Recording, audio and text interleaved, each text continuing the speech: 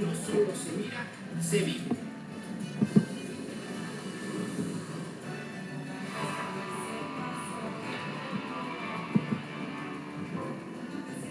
Hoy estamos descubriendo personas y lugares geniales alrededor de Mérida, en México.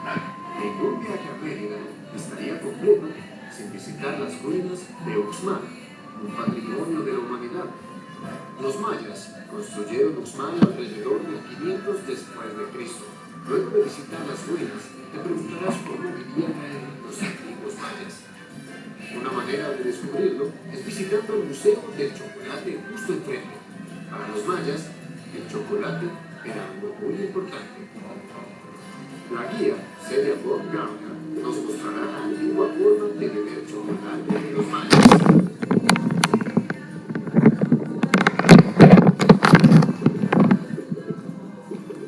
¿Qué están haciendo? Una ceremonia del cacao con chocolate. Come chocolate seco. Honran al dios Chacal, que es el dios maya de la lluvia, para que sus cultivos crezcan rápido. El parte de cacao, el árbol, necesita mucha agua ya que crece en lugares donde llueve mucho. Están intentando proteger a esta planta específicamente. A todas las plantas en general, pero definitivamente incluye la planta de cacao. ¿Por qué es tan sagrado el cacao? La bebida que hacen de la planta la usan para la ceremonia en la que honran al dios Chacal. El grano se tritura y se mezcla con agua caliente y le agregan polvo de chile picante para darle algo de fuego y ¿Es lo que están bebiendo ahora? es lo que están bebiendo, exacto. Los mayas creían que la tierra y sus elementos estaban conectados. Esos 4 hombres que ves allá se llaman los guardianes de la montaña porque protegen la selva y están imitando el sonido de los animales que salen cuando llueve. Los animales de la Los animales de la lluvia. También es una locura que nosotros usamos el chocolate de una manera totalmente distinta. Ellos usan cacao molido. Pero esa era la forma en que lo bebían. Es increíble. Sí.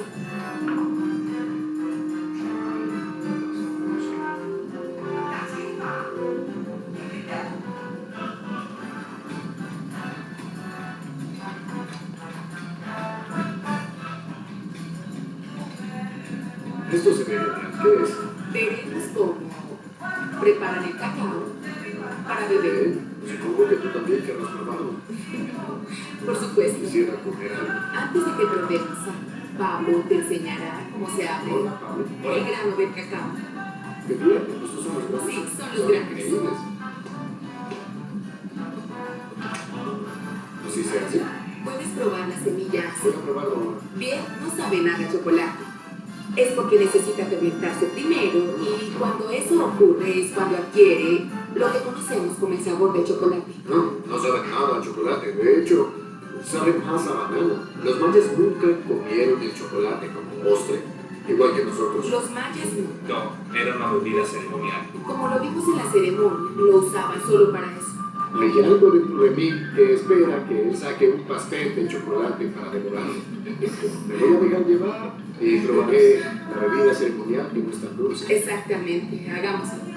Eso lo dijiste, ¿no? Le agrega un puñado de semillas. La base para el chocolate tradicional es la semilla de cacao tostada y molida extraída de los granos de cacao. Exacto. Vaya. Ahora ella va a agregarle agua caliente. Se ve muy cremoso y grasoso como el chocolate caliente que conocemos. Espera que lo pruebes. Es diferente al Sí, puedo imaginar. típico chocolate caliente. ¿Qué tienes? Para los mayas, producir la espuma de esta bebida era de suma importancia. La espuma era una ofrenda para sus dioses. La espuma es lo que se ofrece a los dioses. Cuanta más espuma tienes, más valiosa es para ellos. Oh, Se transfiere la bebida de un recipiente a otro hasta que se crea la espuma. de hecho, se ve muy bien. Vaya, gracias. Es caliente y amarga. Caliente, siempre ha sido amarga. Así es. Siempre ha sido nada. Gracias. Es muy buena. Me gusta el sabor que digo. Sí. Es muy bueno, sí. Salud por chocolate caliente de la forma tradicional maya. Salud. Muchas gracias, es excelente. Por nada. A continuación, unas tortillas caseras por las que vale la pena viajar. ¿Es rica? Sí, es deliciosa. Esto es... El buen teacher. Hey, Megan.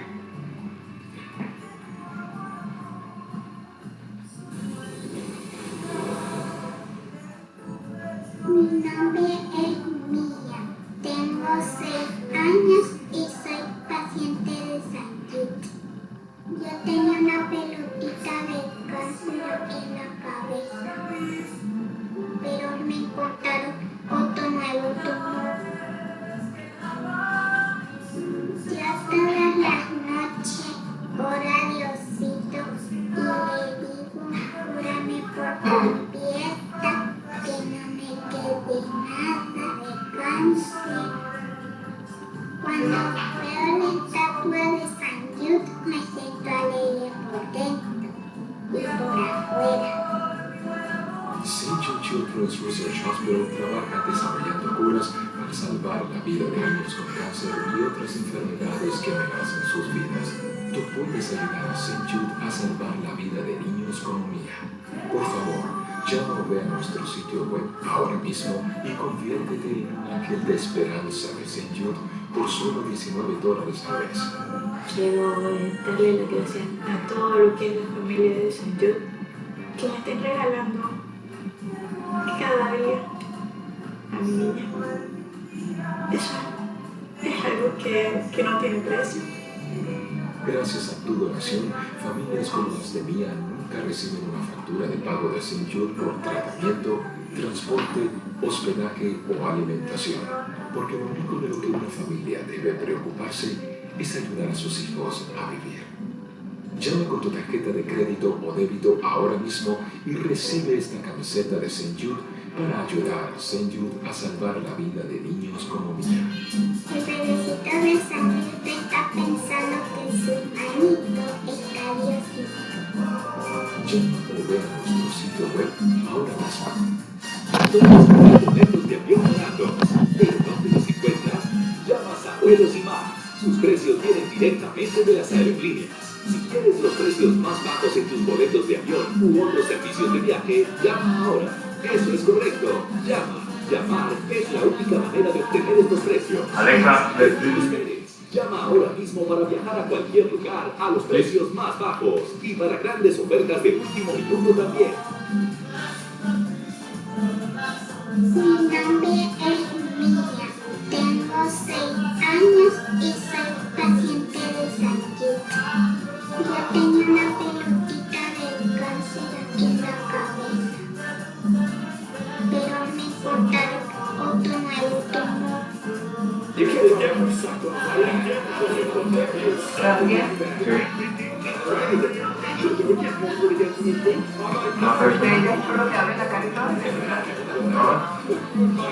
¿Quiere pagar el Pero ahorita acompañamos a cuando se vayamos a ir, entonces me avisan y yo vamos acá. ¿Está bien o no? This has to do with an college head coach in Ohio. This year, he stepped away from coaching. We all know that Kirk Ferentz has the longest downhill commander. Frank Solich had. I'm surprised that Rick wants Adam Yates to come through.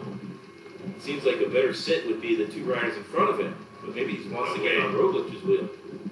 At every position you go back in line, you get a few percentage points to the better. So Roglic's just sitting in the prime position there, sitting on the back, and again, no faults, right? I mean, he is always there when he needs to be there. Doesn't need any assistance from his teammates. He can do this on his own.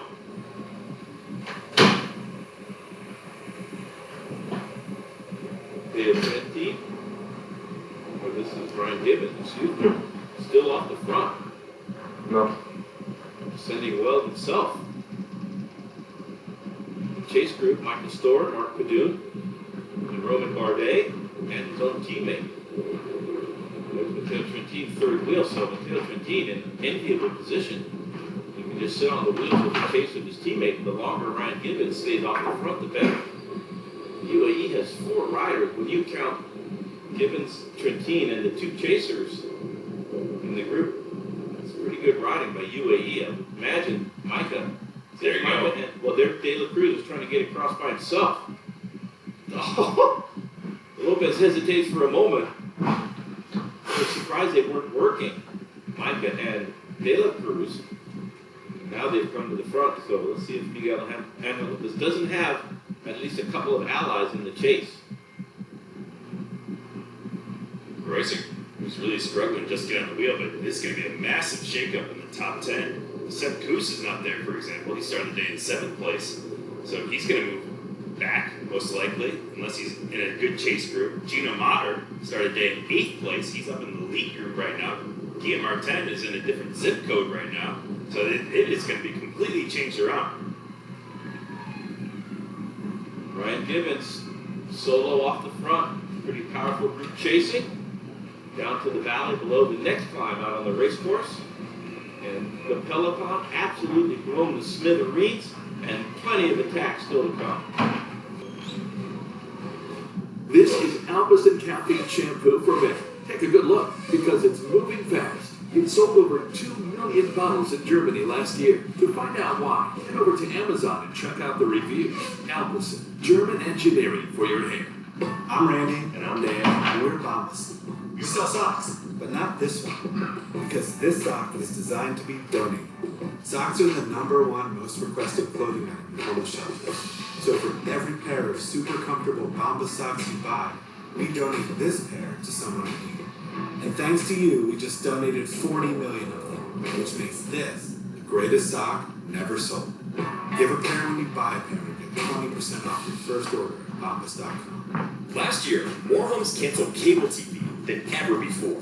Why? It's just too expensive. For half the price of cable, you can get Fubo TV and watch the live sports and TV you love. Try free at FuboTV.com. This is the FedEx Cup playoffs.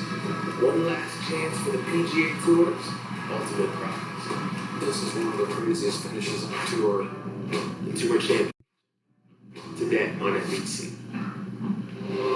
The Stars and Stripes are out in style. When Europe's elite cross the pond to sample American hospitality. The Solheim Cup, today on NBC. Final weekend opening up to a thrilling stage, Christian. Ryan Gibbons solo off the front.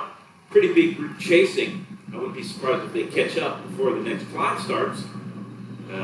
But in the peloton, Ineos lighting the fuse and Bahrain throwing some dynamite on the fire have put serious pressure onto the pursuers.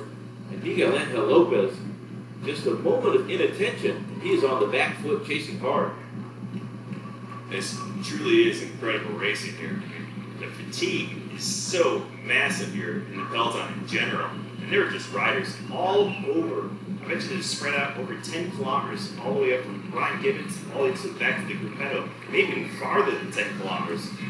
This group right here is chasing Ryan Gibbons. They're sitting right around 23 seconds behind as they go through the intermediate sprint. And then after that, you have the Bahrain-led red jersey group.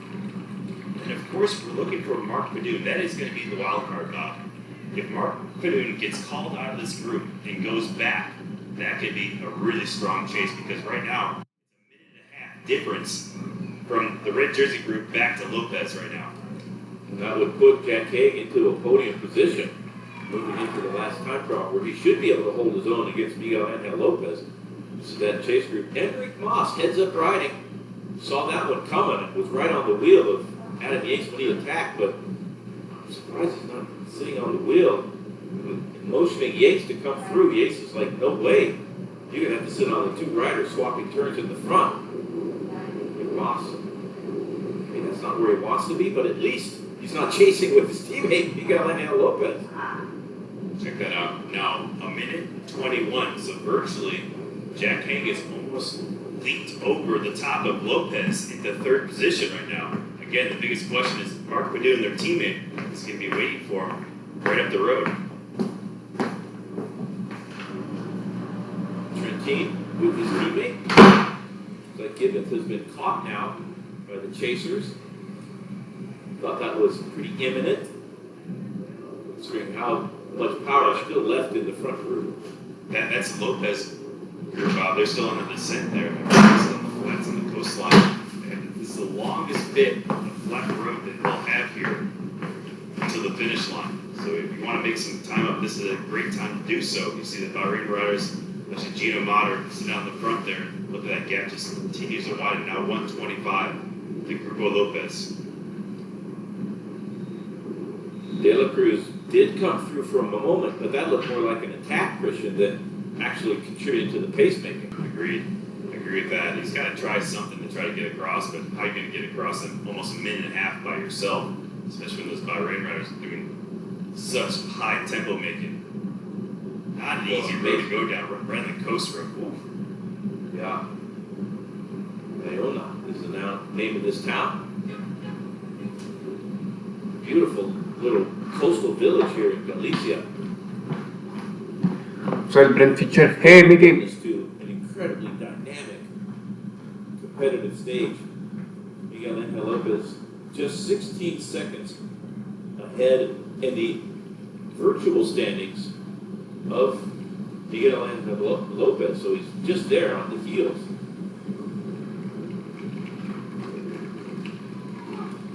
Fortaleza, Real, Royal Mountain Fortress, here at the top. It's been a citadel of the Galician coast for over 2,000 years. It's 3 kilometers on the fortress, and that was begun in the 11th century, Christian. The construction continued through the 17th century. Tourism. It has a great monument to show anybody curious about where they should visit Spain. This town not to be missed. Absolutely stunning fortification. Became a private property for a while back in the 60s, but now it's absolutely stunning. Fortaleza de Monterreal, excuse me.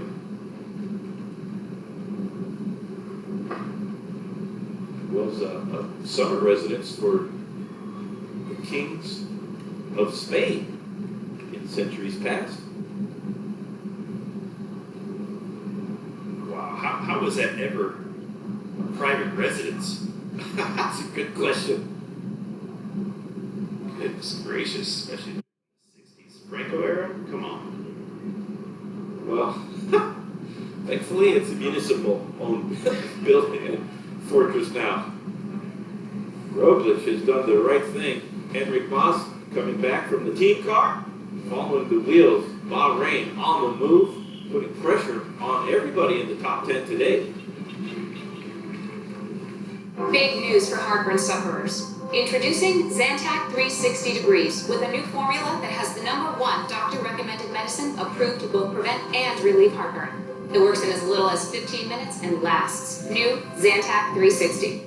This is Alpecin Caffeine Shampoo for men.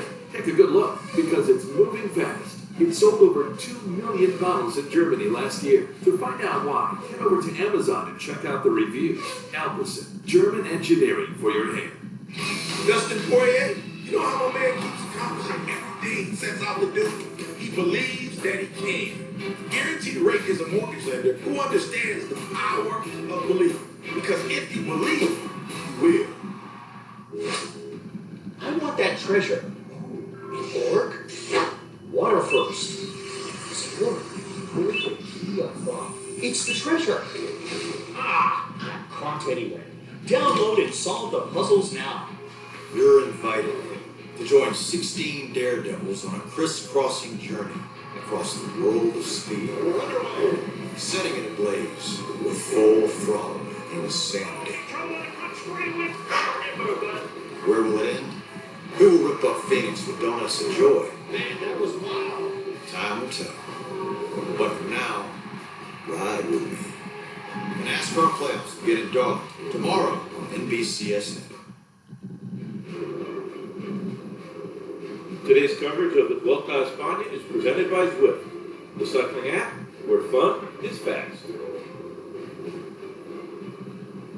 Category 2 climb is the next obstacle out on the race course.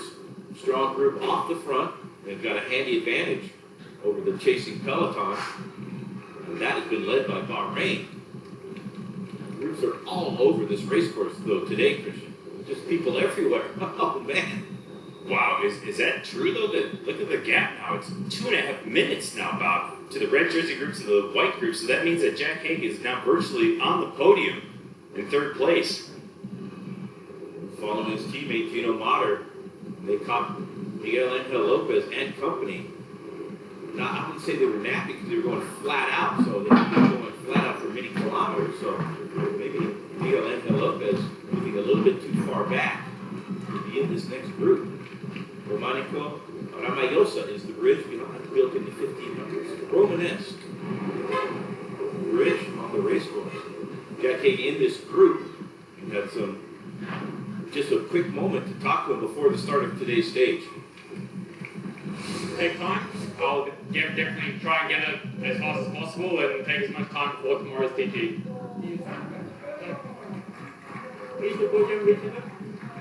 I hope so, but I think it's not reachable without taking a lot of risk. And to be honest, 4th is not so bad. But definitely, if there is any opportunity there to take time, I'll definitely try and get it as fast as possible and take as much time before tomorrow's TT. Do you see today's stage as a fight for the podium or a fight for the record? Not for the podium for myself. I think Primos has looked incredibly strong this whole race, and I think as long as nothing unfortunate happens to him, he will have the red jersey. Miguel Angel Lopez might have wanted to be paying attention to that interview with Jack Haig, Christian. Haig saying he was going to go on the attack. He's done just that, and he has the team to do it.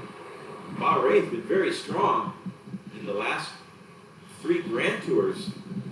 Domino Caruso, and you said before the Vuelta ever started, they might be the strongest team in the race. It took them a while to get everything going. They had a couple of flashes of brilliance, but nothing like what they're doing here today. I mean, this is just a show of defiance here. You're just going to drive it all into the finish line. But just like Jack Haig said, it takes a little bit of risk. But, man, just like yesterday with Lawson Craddock being the MVP, it's going to be Gino Mater right here. Because how much he's going to have left. And you know there's going to be some more attacks going. Adam Yates is just not going to sit on the wheels. You go to the finish line, these guys are going to attack. Especially if you have the next categorized climb, the category 2. Just about a couple kilometers time. And then, of course, there's another category 2 to the finish line. So it is either going up or down from here to the finish line. Chris Hamilton is the rider there. This is the chase group. Oh, no. With Miguel Angel Lopez, they have sat up. Oh, my goodness. It's incredible. Lopez with no teammates. Hypothetically, if Movistar had a couple of guys, which in this situation they normally would do in a normal Grand Tour, but they were down to just a couple of guys who have been doing all the work in the last couple of weeks for Lopez and Enric Mas. Wow. I mean, Enric Mas riding great, so been very disappointing for Lopez. Things go good for Movistar one day and then really poorly. The next, you can't say that emphatically 100%. But this is a group where Miguel Angel Lopez most certainly has been riding well enough to be in this deep into the Vuelta, not the case. There's Mark Padun. That was the question that we've been having here, Bob. Is Mark Padun going to wait for them? He was going for the stage when he's up in that front group there, riding great as well, but he waiting for his teammates. Now this is going to be full gas. Big time trial mode all the way to the finish line for the Bahrain riders, for Jack Haig to try to stay down as much as possible, because Jack Haig was doing a lot of work as well earlier. You have to think that it's not over. You still got 35 kilometers, and it's either going, like I said, up or down. You got 2 categorized climbs, not the hardest that we've seen, but with the fatigue right now, even a category 3, you could crush your opponents, especially if you're flying like Adam Yates and some of these attacks that he has so much power for 500 meters at a time, and easily drop these guys.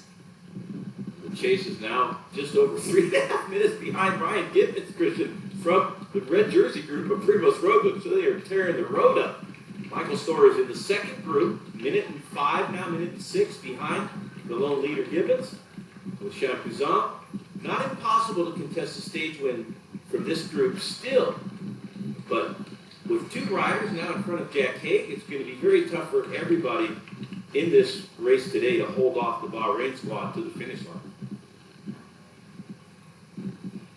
You're asking earlier, before we went to the show, what changes could have happened in the GC. I didn't expect it to be this massive. You have riders losing completely out of the top 10 or losing the podium by minutes, and not going to be just seconds. I mean, look at the time gets 4 minutes now. They are still absolutely flying. There's the CA Silence down below. Vigo Estuary forming that. National Park in 2002. CA Silence, highly protected natural space. You can enjoy nature at its finest. Playa de Rodas, stunning. Guardian newspaper calling this the best beach in the world. I'm not sure if that's good news for the locals to enticing so many British tourists to come down here and visit, but that's beautiful. Back to the States, not to cast any dispersions on British tourists. I mean, this. You just did. It's too late. Too late. I feel for the locals though in the summertime around here. That's not far from England either, in Galicia, one of the Celtic kingdoms in ancient days. And bagpipe music, a big part of the local folkloric music scene. Meanwhile, in the bike race, the chase group of Brian Gibbons with the King of the Mountain, Michael Storer and Roman Bardet, and maybe just got word that the peloton was flying with Badoon and Mater, two of the strongest riders left in the world, but doing the tempo in the chase, and it might not be that long before they catch him. Look at this group, God. Look at it. It's just Lopez group, swelling. Yeah, it's a Lopez group, which is only 5 or 6 riders going up and over the Category 1 climb. But now look at it. Everyone's come back. Sepp Kuss is back up there. That will help his chance of staying in the top 10. Now the attacks will start to go again. But can that time gap be right? Over 4 minutes behind? Yeah. For this group? They just completely set up. Also. Wow. So Lopez now 5th. He's dropped down from just behind number 1, Roglic, to over 7 minutes behind now in 5th place in the overall standings. So Adam Yates moving into maybe 4th in the overall standings, number 138 there. Never in a million years. Never in a million years would I ever thought that this would be the kind of damage we're seeing here today. And it's all because of the Bahrain squad and that attack. And really Ineos, let's be honest. This all started because Ineos went to the front. Pidcock absolutely flying, taking 7 minutes with his own power out of the breakaway. And then of course the big attack there by Sivakov and Egan Bernal really softened everybody up for the big attack from Adam Yates. Next climb on the race course starts in just about 1.5 miles. Brian Gibbons will be there when we come back, but plenty of firepower in the chase. I tried a laxative that's both gentle and fast. Great tasting Dalgalac soft juice works naturally with the water in your body in as little as 30 minutes. Puts you comfortably in control. Dalgalac soft juice.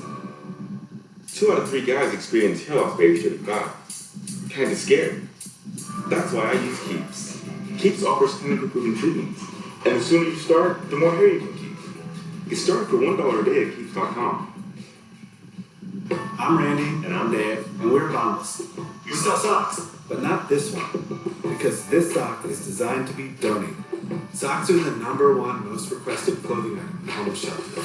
So for every pair of super comfortable Bombas socks you buy, we donate this pair to someone in need. And thanks to you, we just donated 40 million of them, which makes this the greatest sock never sold. Give a pair when you buy a pair and get 20% off your first order at Bombas.com.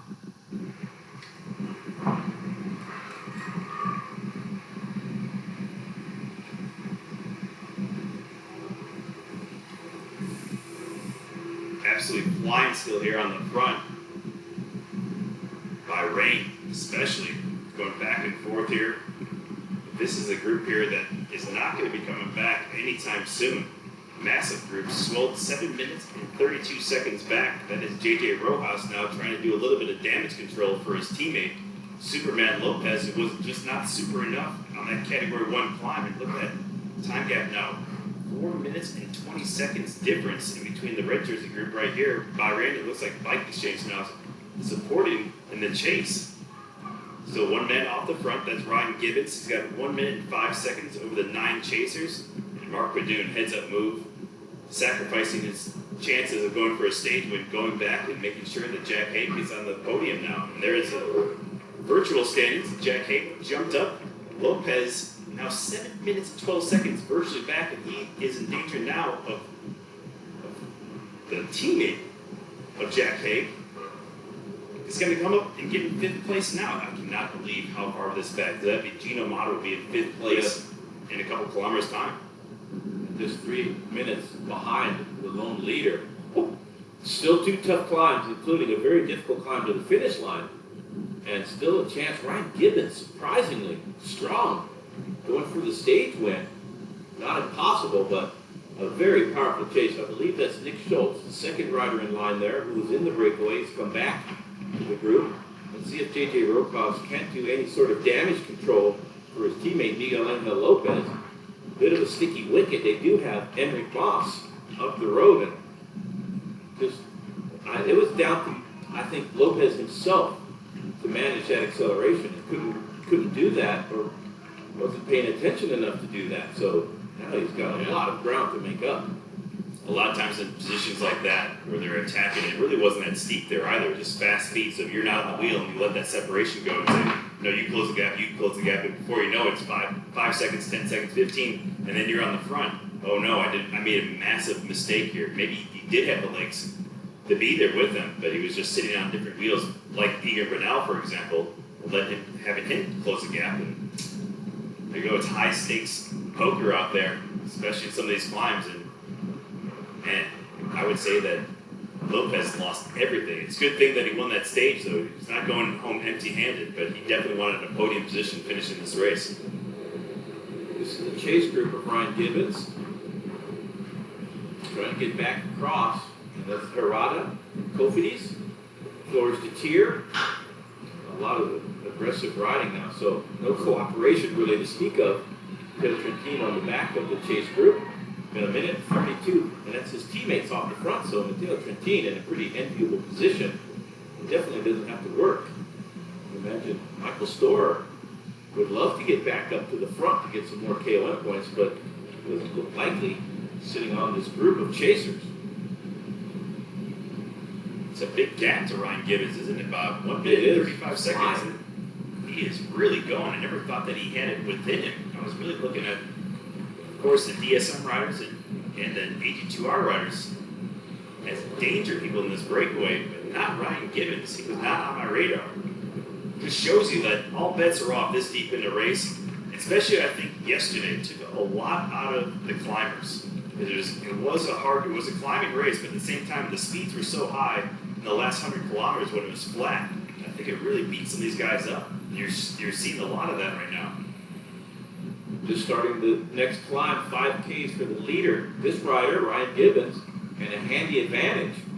See what kind of climbing legs he has. He definitely has the power on the flat stretch to extend his advantage. 3 miles and change, average gradient 6.3%, so very similar to the last climb of the day, but only 3 minutes now ahead of Primoz Roglic. And what the power is at the moment is in the Bahrain team, trying to distance Miguel Angel Lopez away from Jack Haig, who is now virtually on the podium for Bahrain.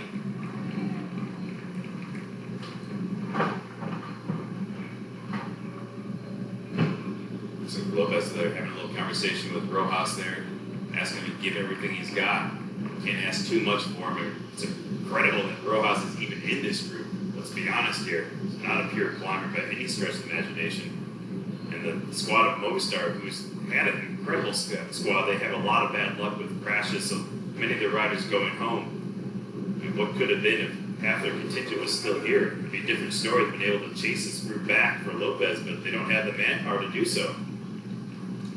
This is the group you want to be and to be on the podium of the Vuelta. Nick Schultz is there. There's the riders that were in the breakaway. One thing that's a little troubling, if I'm Primoz Roglic, no teammates. And maybe Jumbo Visma should have tried to send a guy in the breakaway earlier in the day. who could then wait for Roglic if need be. So Kreuzweg and Sepp Kuss both dropped in the previous climb. So Roglic, plenty capable of defending any kind of attacks for the rest of today's stage. But, and also I think, Christian, if he had a mechanical, he could probably chase back on himself. Yeah, exactly. He is a different animal. There's not too many people like him, and you brought up a great point last week. Is this the best we've ever seen from Primoz Roglic? And I would have to agree with that. We've never seen him ride this strong. There's been no faults. Even last year, he still won the race, but he had one day that was horrific in the rain. Had a problem with his rain jacket, had to do a massive chase in the descent, and he lost a lot of time. That was the only day. And of course, the 20th stage, this is usually his Achilles heel. If you think back in the Tour de France and Planche de Belleville, when his countrymen crushed him in the time trial, he actually didn't do that bad of a time trial. It's just that the other Slovenian, who we're not going to mention his name right here today, but he is just as good, if not better, right now, at least when it comes to the Tour de France. Twice in a row for referred to other Slovenian superstar. But Primoz Roglic going for 3 Vueltas in a row. Get through today's stage intact to where he is right now should be very doable. This is the chase group now, 126 behind a flying Ryan Gibbons. Ryan Gibbons, impressive, right? He did win one stage this year earlier in the Trofeo de Mallorca. And that's really the biggest win that he had this year. He had a lot of wins, national championships, and the time trial, and the road race, of course, in Africa, but it's a different animal when you come to a Grand Tour in the Volta a España. So Ryan Gibbons absolutely flying out here. That's as deep as you can get into a Grand Tour, being able to do something like this on stage 20. Now just 2 minutes, 45 seconds ahead of this group. They're only a minute behind the big group just in front of them, containing Bardet and the King of the Mountain, Michael Storer. Mark Padun was there.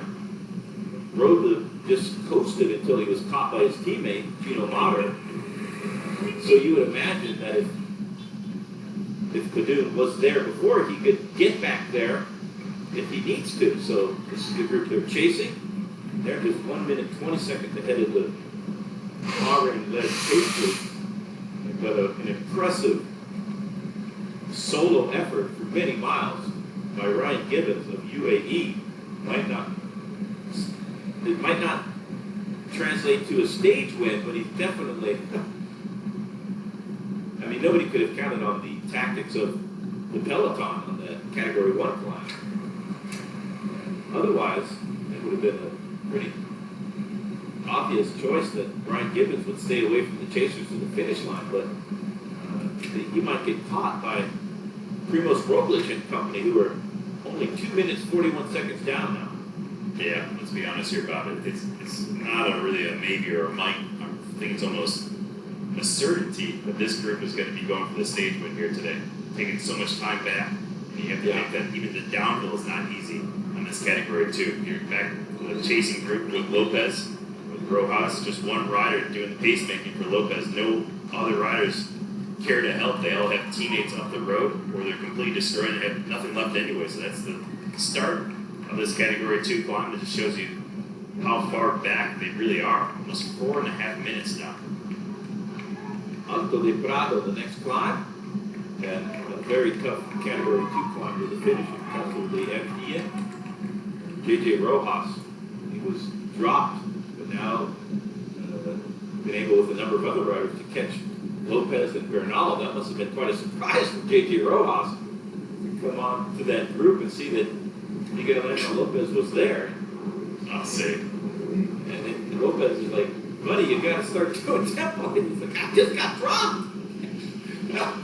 No rest for the weary in the Vuelta today.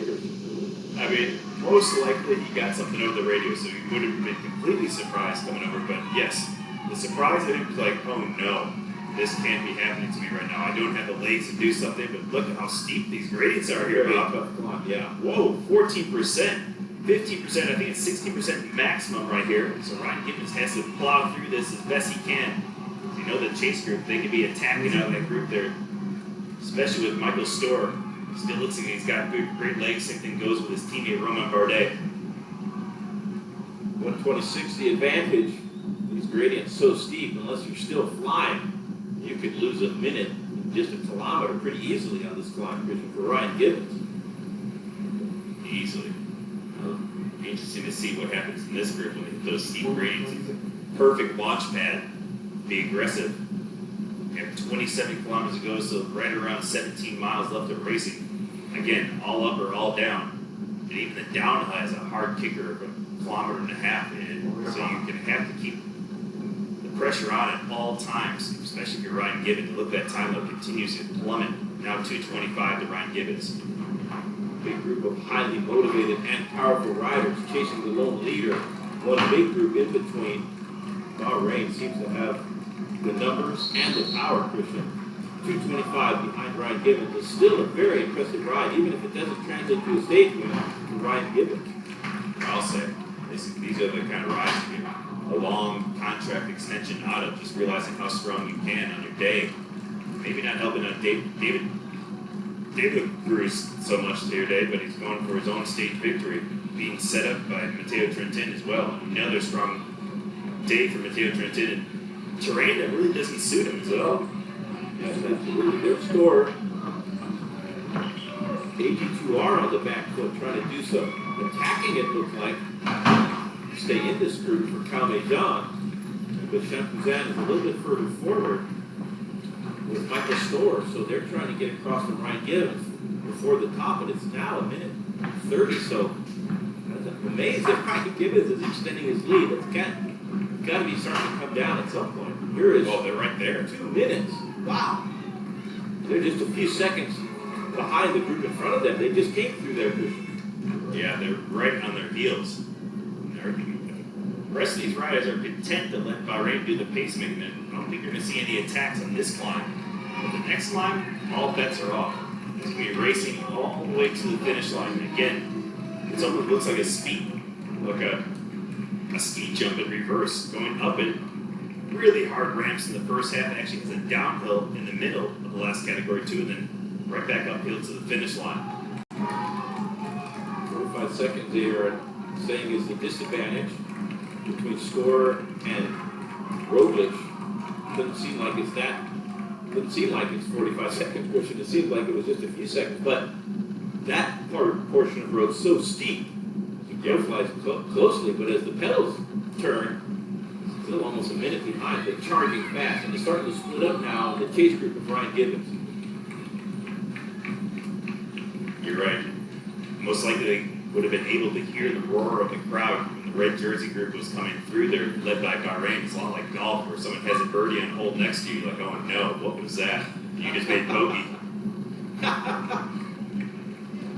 In the weeds, as they say, for a lot of riders. Miguel Angel Lopez, most certainly having a tough day. There's the virtual standings. And now, so almost 2 minutes behind Adam Yates in fourth. It was a minute and change behind the Bahrain dynamic trio here. Ian Bernal moving down to 7th place. Mater up to 6th. So your math is absolutely spot on, Christian. Ian Bernal has lost a spot to Gino Mater.